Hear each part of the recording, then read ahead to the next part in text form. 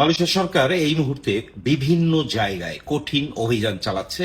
একমাত্র কারণ হচ্ছে যারা ভিসার অপব্যবহার করে বিভিন্ন জায়গায় ব্যবসাপাতি করছে। এটা যে শুধু বাংলাদেশিরা করে তা না, মালয়েশিয়াতে বিদেশি যারাই আছে, বিদেশি বলতে বাংলাদেশি, পাকিস্তানি, ইন্ডিয়ান, ইন্দোনেশিয়ান সব দেশি যারা অন্য দেশ থেকে ভিসার অপব্যবহার করে মালয়েশিয়াতে ব্যবসাপাতি করছে, তাদের বিরুদ্ধে মালয়েশিয়ার সরকার কঠিন অভিযান চালাচ্ছে।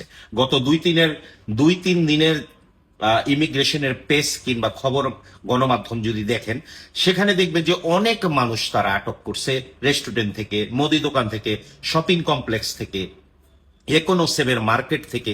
এর কারণ কি? কারণ হচ্ছে বিভিন্ন বিদেশিরা এই সকল জায়গায় দোকান খুলে বসে আছে, রেস্টুরেন্ট দিয়ে বসে আছে, মুদি দোকান দিয়ে বসে আছে। ভিসার অপব্যবহার মানে আপনি ট্যুরিস্ট ভিসায় মালয়েশিয়াতে আসছেন, আইসা একটা ব্যবসা করতেছেন। আবার অনেকে দেখা গেছে যে আর্টিকে 2.0-তে ভিসা করছেন কিংবা কলিং ভিসায় মালয়েশিয়াতে আসছেন, যেই ভিসাগুলিতে আপনার ব্যবসা করার নিয়ম নাই, সেখানেই আপনি কিন্তু সেটা করতেছেন। আর বিশেষ করে যেই ব্যবসাগুলি মালয়েশিয়ানদের করার কথা, একমাত্র মালয়েশিয়ান নাগরিক যে ব্যবসাগুলি করতে পারবে, সেই ব্যবসাগুলির মধ্যেই আপনি হাত দিয়ে বসছেন।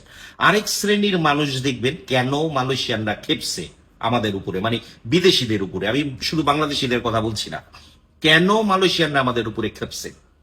কারণ আমরা যেই ব্যবসাটাই পাই হুড়মুড়াইয়া সবাই সেই ব্যবসাটাই করতে হইব। আপনি দেখবেন বাংলাদেশিদের, স্পেশালি আমি বাংলাদেশিদের কথা আপনাদেরকে এখানে বলতেছি, যে দেখবেন একজন বাংলাদেশি কোনো জায়গায় একটা মুদি দোকান দিছে, দেখবেন হুড়মুড়াইয়া আরো 4-5 জন ওখানে গিয়ে মুদি দোকান দিছে। একজন বাংলাদেশি একটা রেস্টুরেন্ট দিছে, হুড়মারাইয়া আরো 4-5 জন ওখানে গিয়ে একটা রেস্টুরেন্ট দিছে।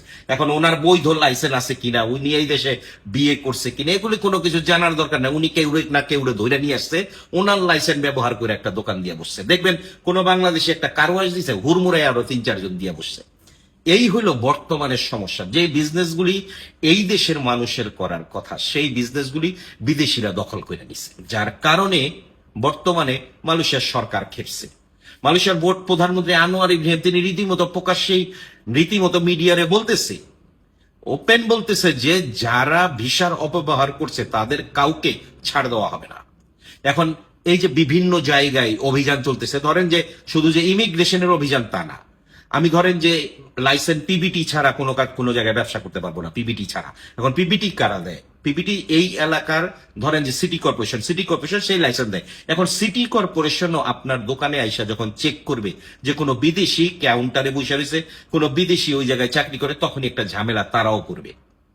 কারণ তাদেরকে সরকার নতুন করে অধিকার দিয়ে দিছে যে তোমরাও চেক করতে পারবা, যাচাই বাছাই করতে পারবা। কাজী এই মুহূর্তে যারা মালয়েশিয়াতে অবৈধ আছে তাদের একটা বিরাট সমস্যা হয়ে দাঁড়াইছে।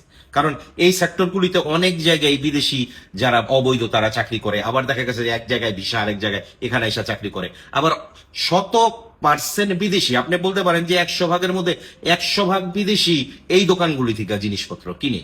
এখন আপনি এই দোকানে জিনিসপত্র কিনতে গিয়ে দেখবেন যে উনি আটক হয়েছে, যেমনটা গত 2 দিন আগে জোহর বারুতে রেস্টুরেন্টে খাইতে গিয়ে আটক হইলো, ইকোনোসেভে জিনিসপত্র কিনতে গিয়ে আটক হইলো, বাংলাদেশি দোকানপাটের সামনে গিয়ে আটক হইলো, আবার কুয়ালালামপুরে একই বাংলাদেশি দোকানপাটে গিয়ে আটক হইলো। কাজী এই যে শুধু যে যারা ব্যবসা করতেছে তাদেরই সমস্যা হবে না, যারা মালয়েশিয়াতে অবৈধ তাদেরও সমস্যা দাঁড়াইতেছে।